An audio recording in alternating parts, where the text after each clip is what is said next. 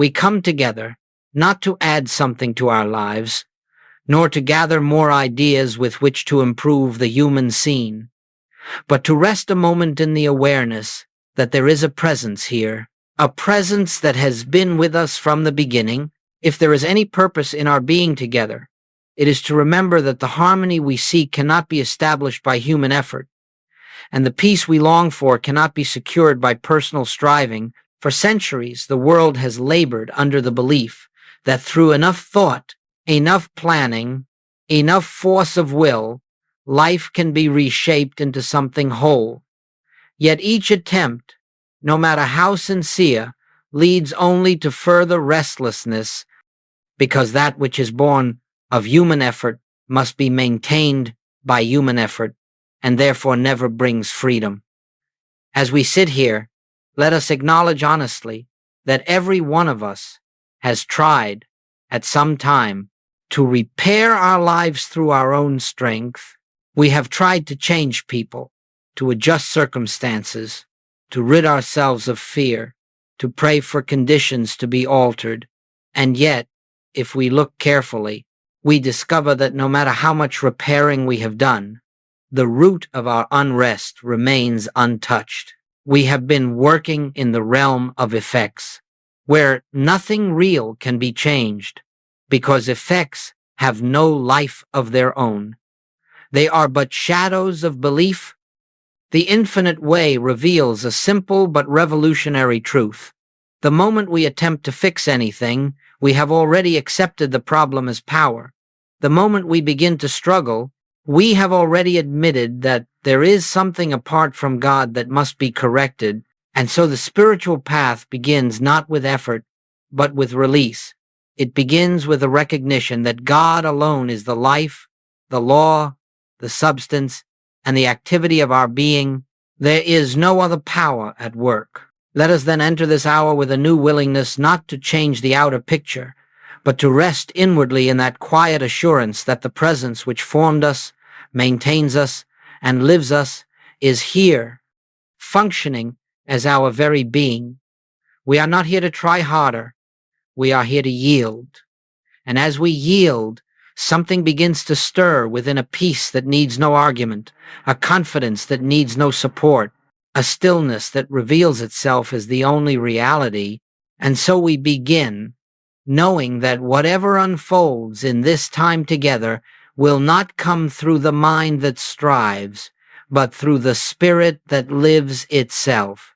As we go on with this work, it becomes increasingly clear that the human mind, by its very nature, cannot touch the realm of spirit. It is not because the mind is bad, nor because it is unworthy, but because the mind functions only within the field of effect, and spirit operates at the level of cause. When we attempt to fix, correct, or improve the outer picture, we are unknowingly trying to manipulate the shadows while remaining unaware of the light from which they arise. And so no matter how diligent the effort, no matter how intense the desire, our attempts to rearrange the shadows leave us exhausted, for we have never touched the source. You may notice that the more you struggle with a problem, be it a physical condition, a financial concern, a relationship difficulty, the more substantial it seems to become. Why is that?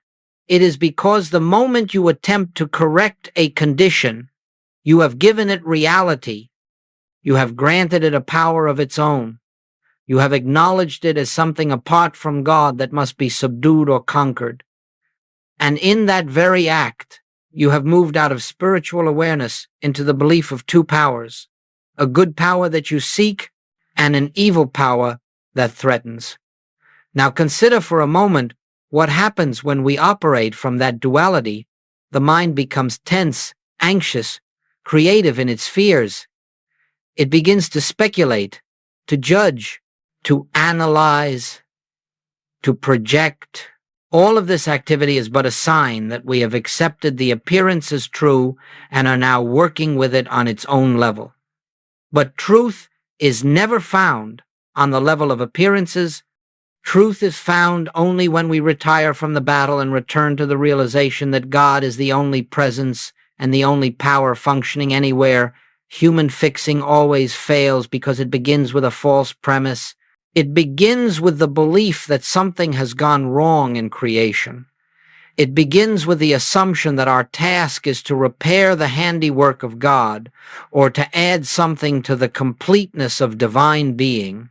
But the spiritual reality is that nothing God has created can be improved, and nothing unlike God has ever been formed. The entire structure of fixing rests upon illusion. And so, in this work, we are asked to lay down the tools of the human mind, not because they are sinful, but because they are useless in the realm of spirit. We do not reach God through thinking, planning, pleading, or even through our most earnest desires. We reach God when thought becomes still, when effort is surrendered, when we recognize that the divine activity is already present and needs no assistance from us. This is not an easy realization, because the mind has been trained through centuries to believe that its task is to solve, to manage, to correct, to protect. But as long as we are engaged in the work of fixing, we are closing our ears to that still, small voice which whispers, "Be still and know that I am God." Not be clever, not be strong, not be determined, but simply be still. In stillness, the false sense of a problem dissolves, not because we have conquered it, but because we have ceased granting it reality. As we continue deeper, we must remember this. Anything we try to fix, we first affirm as real. Anything we release into God's presence, we allow to dissolve as illusion.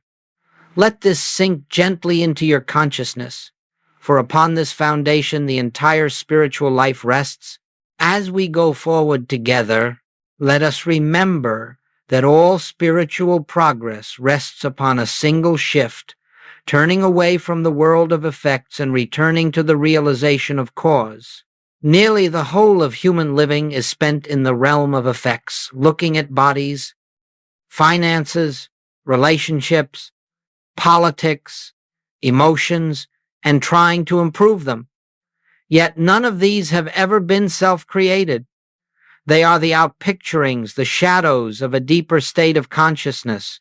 And so long as we give our attention to the shadows, we cannot see the light from which they arise.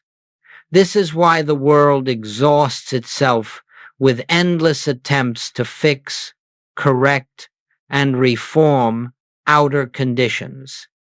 It has never understood that the outer is but the product, never the producer. And so the first step in spiritual awakening is to acknowledge, quietly and sincerely, I will no longer accept effects as cause. I will no longer grant power to that which is merely appearance. This is not a statement to convince the mind. It is a recognition that dawns as one sees, that what the senses report is never the whole story. There is only one cause, and that cause is God. God is the only law, the only substance, the only activity, the only power. When we hold this in awareness, not as a mantra, not as an affirmation, but as a realized truth, then we begin to perceive the nature of the world differently. We no longer approach a problem with the assumption that something outside is acting of its own accord. Instead, we recognize that everything appearing in our experience is but the picture taken of our consciousness. It has no life, no will, no substance apart from the consciousness beholding it. And so the inner work becomes very simple, turning away from the picture and resting in the source. We do not deny appearances. That would be foolish. We do not fear them. That would give them power. We simply refuse to work with them. refuse to grant them causation. For appearances are not cause. They have never been cause. They can neither bless nor harm. They have only the life we unconsciously lend them. The moment we realize this, even faintly, a shift takes place within. A certain peace begins to replace agitation.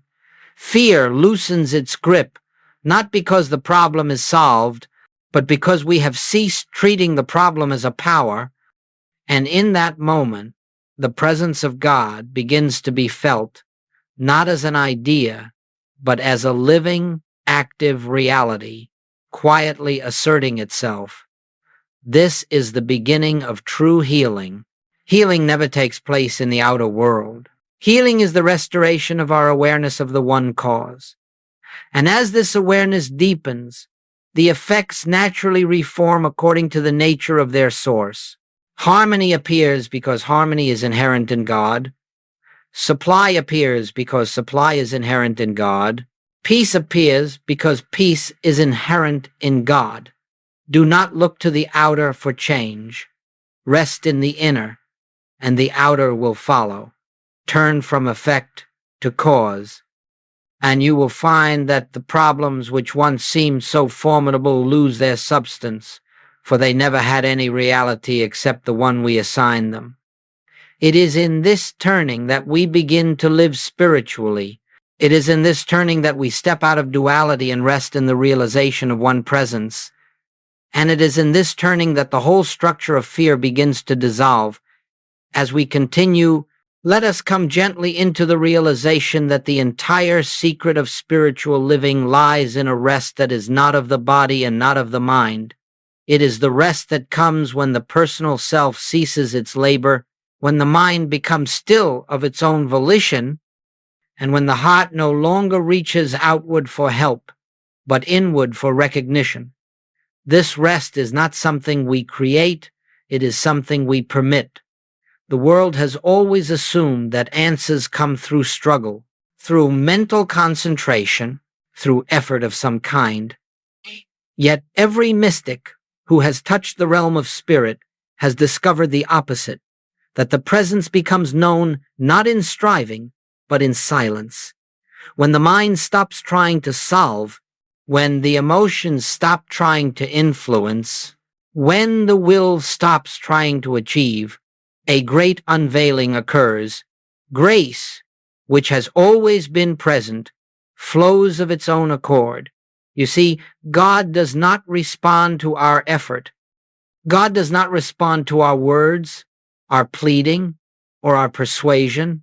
God is not something to be moved. God is infinite activity already in motion. It is only the mind's restlessness that hides that activity from our awareness.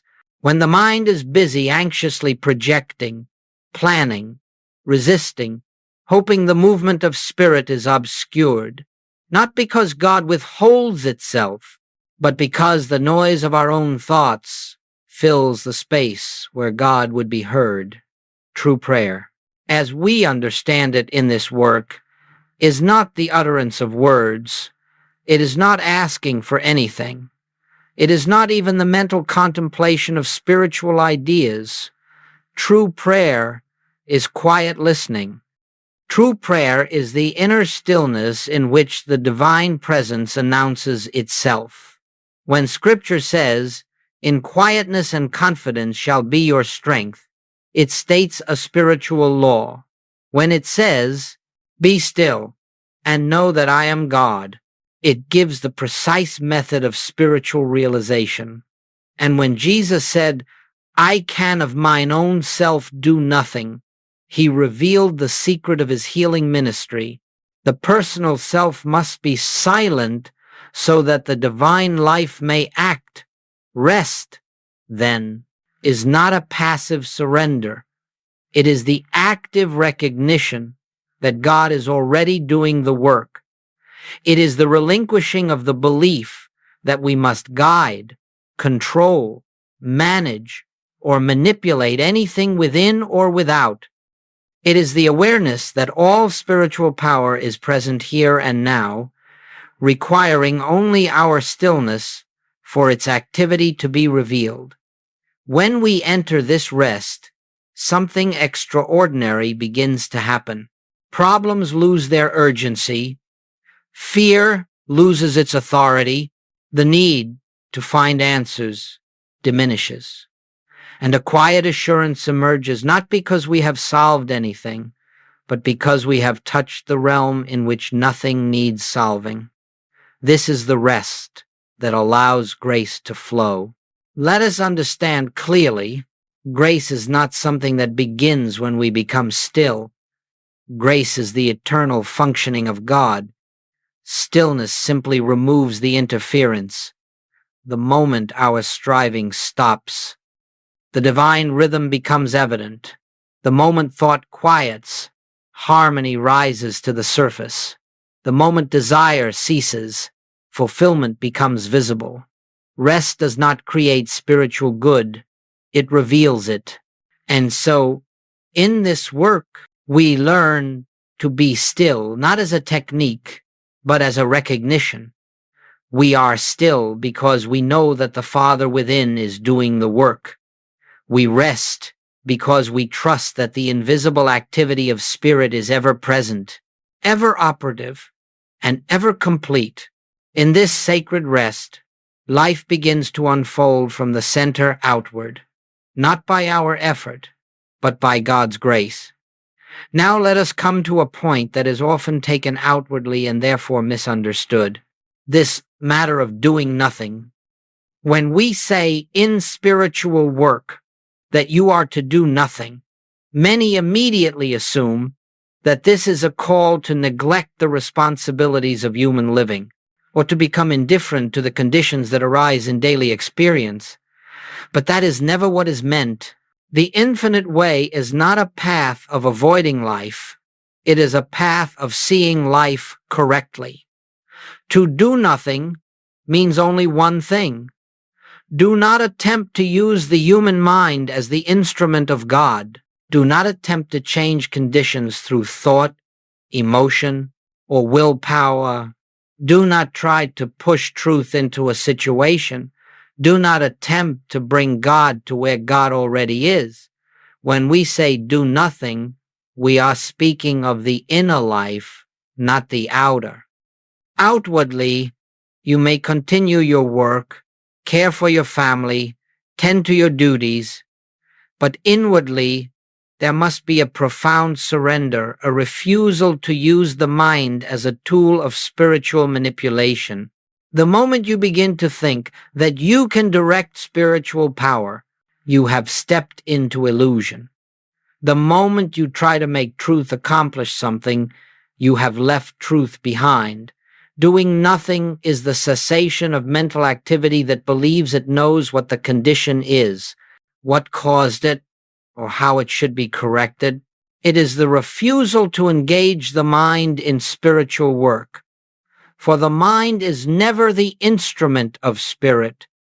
The mind is the receiver of appearances. Spirit is the reality behind them. When you face a problem, whether of health, supply, or relationship, the human instinct is to grasp it mentally, to analyze it, to treat it, to declare truth at it, or to attempt to change it through spiritual statements. But in this work, you must see that such efforts only bind you more tightly to the appearance. They keep you on the level of the problem, where no solution can ever be found. To do nothing means that when a discordant condition presents itself, you do not take it into your thought. You do not seek to correct it. You do not resist it. You simply acknowledge within yourself, I can of mine own self do nothing. The Father within me doeth the work. And then you rest in that inner assurance until the sense of a problem dissolves. This is not passivity. It is the most powerful activity there is. Letting God be God. Letting the divine presence reveal itself. Letting the spiritual law of harmony unfold without interference from the personal sense of I. You may find that the mind rebels against this. The intellect wants to contribute something. It wants to help. It wants to participate, but every attempt of the personal mind to help is an obstruction. It is a belief in a self apart from God. It is a belief that something must be done to bring about harmony, rather than recognizing that harmony is the very nature of the presence already here. When you do nothing, you are simply stepping aside to allow the one power to function. You are withdrawing the false sense of self that thinks it can accomplish spiritual work. Spiritual work is always God's work. It is the activity of the one infinite consciousness expressing itself as you learn this principle, not intellectually, but through experience. You will discover a strange and beautiful truth. Harmony appears not because you solved a problem, but because the sense of a problem disappeared. It dissolved as the mist dissolves before the morning sun, without your effort, without your thought, without your intervention. In doing nothing, you have created the inner atmosphere through which God's grace becomes visible. And that grace, needing no help from you, fulfills itself perfectly. Let us now consider more deeply this appearance world, which so captivates the human mind. Everything that comes to us through the senses, what we see, hear, taste, touch, and smell, is only the surface of experience. It is never the reality. It is merely the outpicturing of a universal belief accepted as fact. And because humanity has lived for so long with faith in what the senses report, it has given tremendous power to shadows which, in truth, have none. When a condition presents itself, be it sickness, lack, conflict, or fear, the immediate tendency is to assume that the condition is self-existent, that it has a law behind it, a cause within it, or a power inherent in it. Yet, the foundational teaching of spiritual life is this: all appearances are effects, and effects have no power. They are not self-sustained or self-governed. They have no authority of their own. A physical disease seems powerful only because we give it power. Lack seems threatening only because we invest it with law. Fear seems real only because consciousness accepts the appearance as something capable of acting upon us. But in truth, there is only one presence, one activity, and one power, and that is God. Anything, unlike the nature of God, regardless of how formidable it appears, has no law to sustain it. Let us not misunderstand. The appearance world is not to be despised or denied. It is simply to be seen for what it is, the externalization of belief, not the revelation of truth. When you no longer grant power to appearances, you are not saying they do not show themselves. You are merely withdrawing the belief that they can affect the life of God which constitutes your being.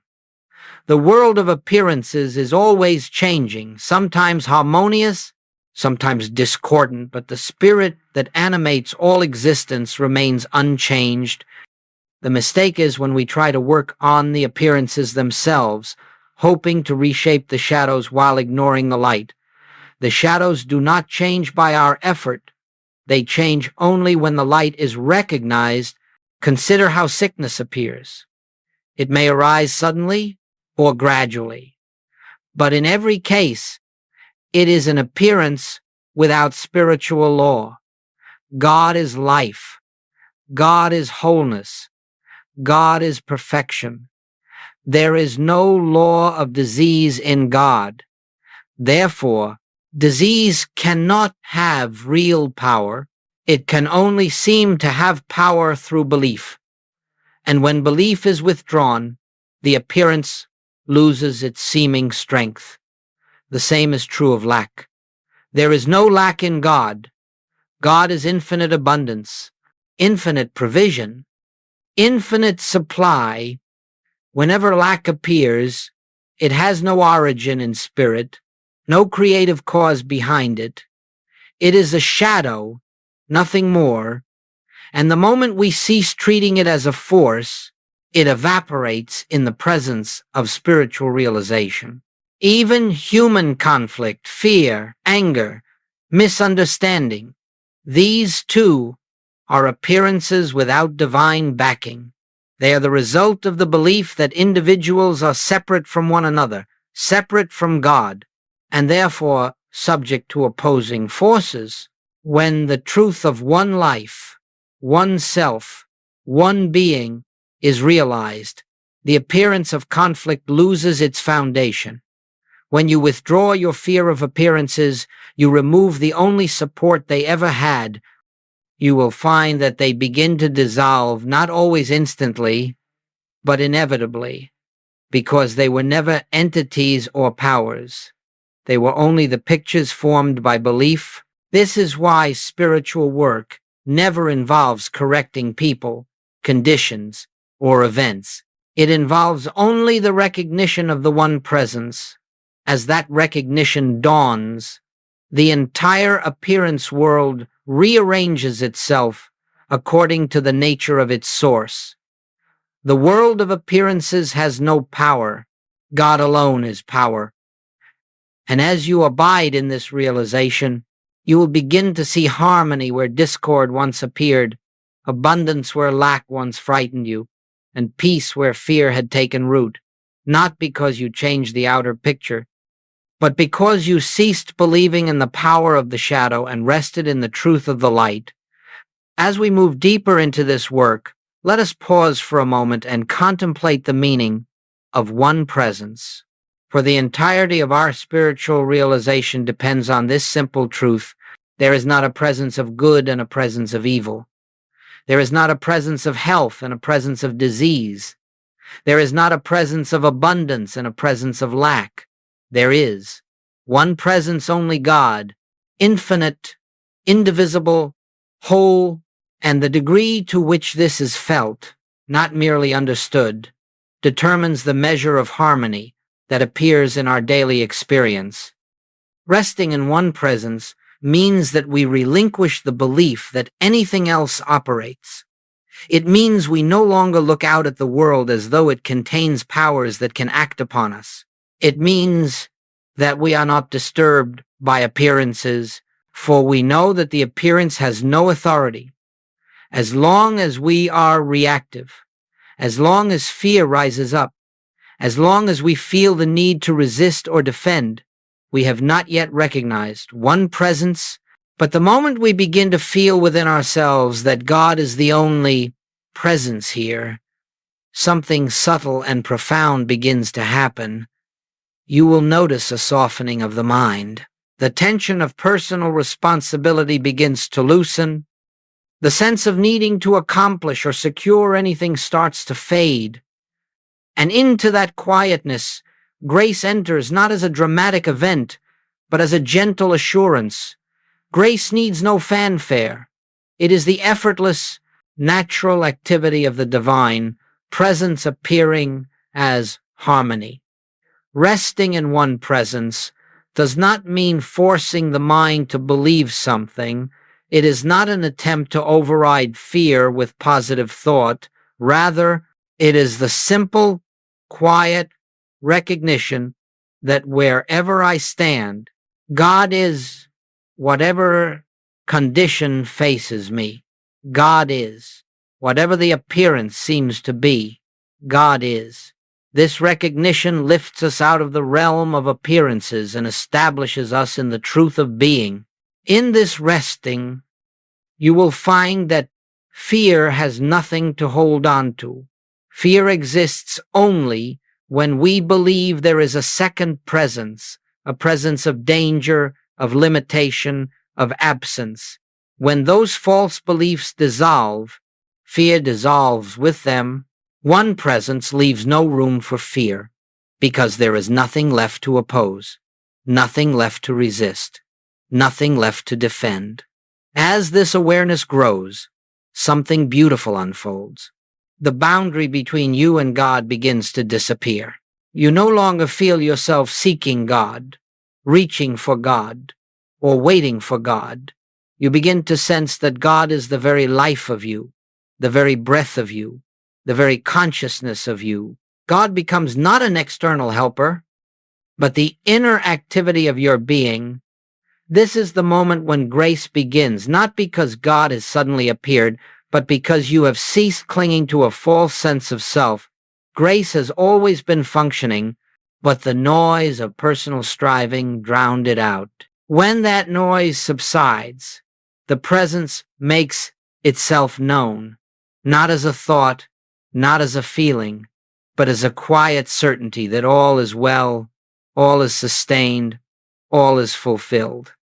And so, resting in one presence is the doorway to spiritual living.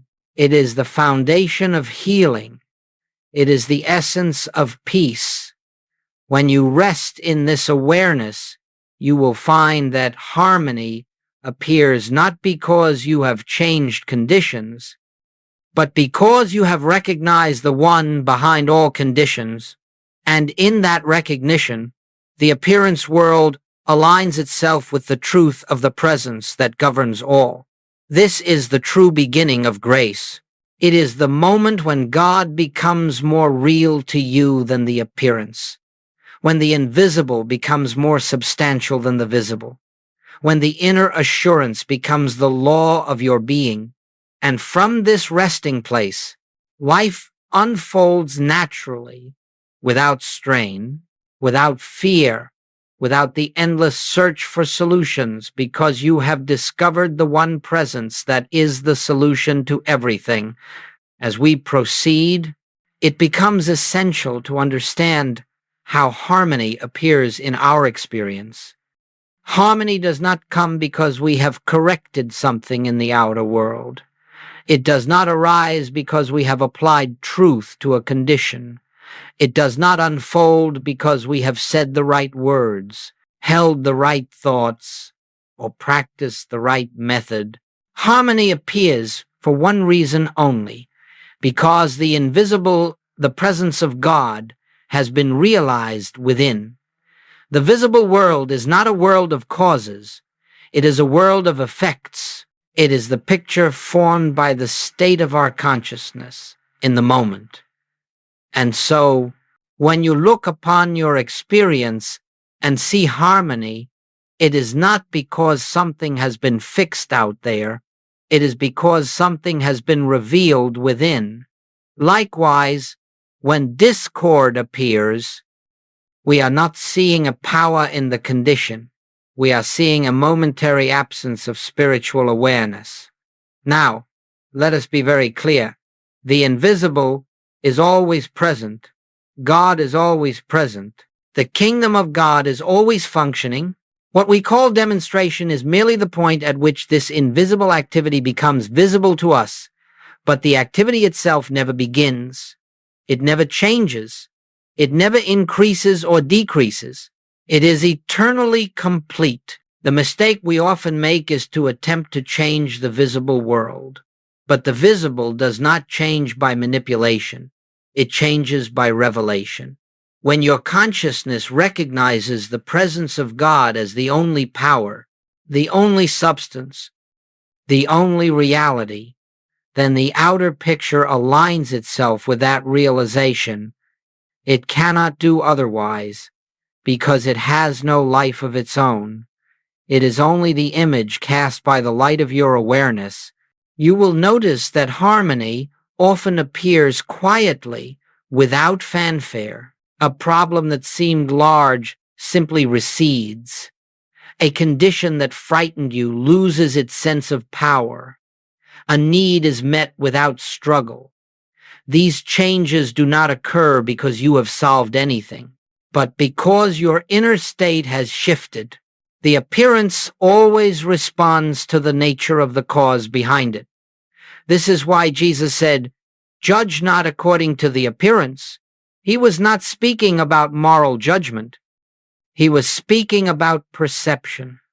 He was instructing us never to accept the visible seen as truth, because the visible is transient. The invisible is eternal. And so, When you rest in the awareness of one presence, when the mind grows still and the heart becomes receptive, the invisible harmony begins to outpicture itself. You will find that whatever needs to take form, whether in the body, in relationships, in supply, or in activity, appears without struggle. The form is not something you create. It is something you witness. In the same way that a seed placed in the earth unfolds without your assistance, so does spiritual realization unfold into visible expression. You do not open the petals of the flower. You behold them. You do not command the tide. You watch it come and go, and you do not force harmony. You witness it as the natural appearing of the invisible. This is the meaning of the statement. Before they call, I will answer. The answer exists before the prayer. The form exists before the desire. The harmony exists before the problem.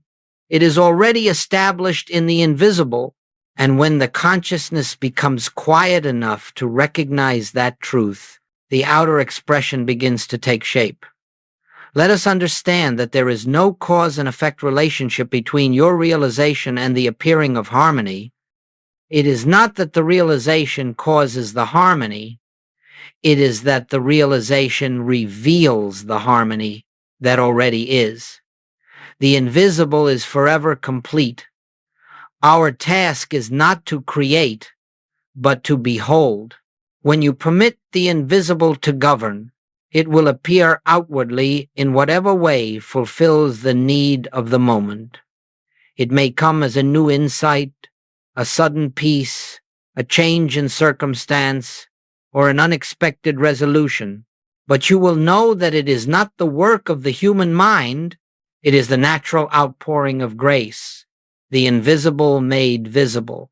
In this recognition, your life becomes a continual unfolding of spiritual harmony, not because you are directing your experience, but because you are allowing God to reveal itself in the only way God can, as the allness of your being made manifest in daily living. As we bring this period of contemplation to a close, let us rest once more in the simplicity of what has been revealed. We have seen that there is no life to be fixed, no condition to be changed, no outer world to be reshaped.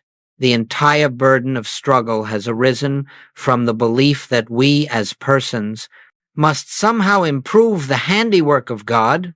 But as we go deeper into spiritual understanding, we discover that divine harmony is already established, already complete, already present as the invisible reality of our being.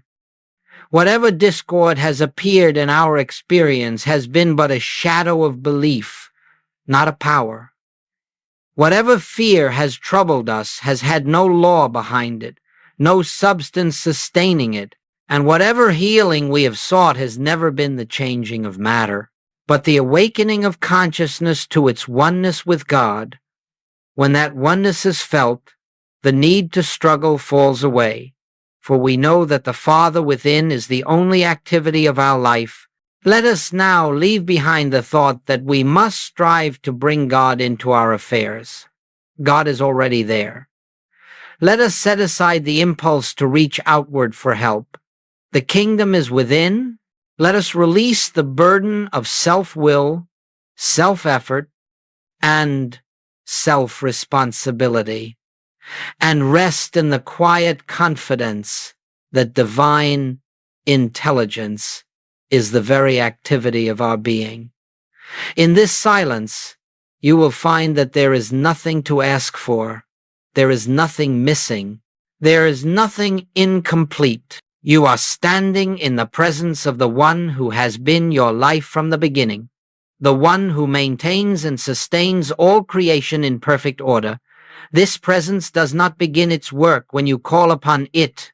It is eternally functioning, eternally fulfilling itself as your life. And so, as we leave this time together, let the remembrance abide with you There is nothing you must fix. There is nothing you must make happen. There is nothing you must change. All that is required is the quiet recognition of God as the only presence and the only power. Be still often. Let the mind rest. Let the heart open. Let the spirit within you bear witness to itself, and in that sacred stillness, you will find the assurance that all is well, not will be, but is. May this awareness go with you, not as a thought, but as the living presence that walks where you walk, breathes where you breathe, and lives as your very being. And now we rest in that peace, trusting the unseen activity of grace, knowing that its work is already complete,